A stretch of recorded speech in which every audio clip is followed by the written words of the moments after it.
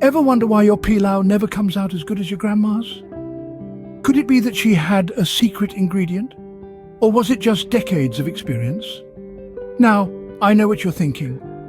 Pilau? It's just rice and meat, right? But there's a certain kind of magic that happens when you throw in the right blend of spices, get the rice to meat ratio just right, and hit that sweet spot of cooking time.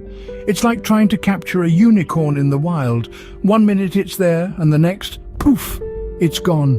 And you're left with a pot of rice that's either too dry or too soggy, and meat that's as tough as a 2-week-old ugali. But fear not, my culinary comrades, we're about to take on this pilau predicament together. Well, buckle up, folks, because we're about to embark on a culinary adventure to conquer the elusive pilau. So you think you can just waltz into the kitchen and whip up a delicious pilau like it's a piece of cake? Think again.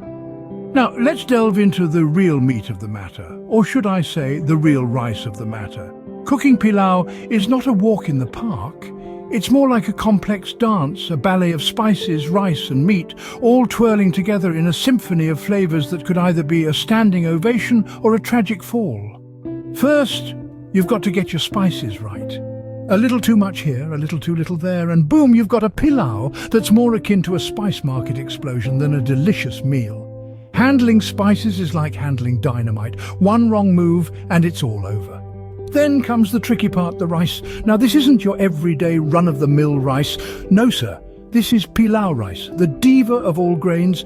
Treat it wrong and it'll turn into a clumpy mess. Overwhelm it with water and you'll end up with a spicy rice soup that not even your dog would touch.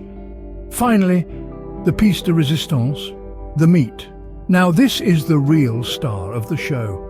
Cook it just right and it's like a tender ballad to your taste buds.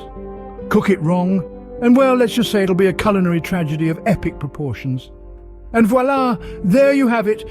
Or at least that's what we're aiming for. No guarantees, though. Now, wasn't that a whirlwind of a cooking experience?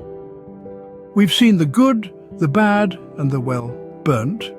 We laughed as the onions rebelled against the heat and cheered as the spices found their rhythm.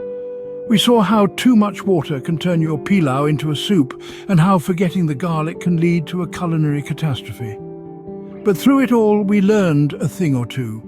Remember, the key to a great pilau is patience, the right ingredients, and a dash of humor.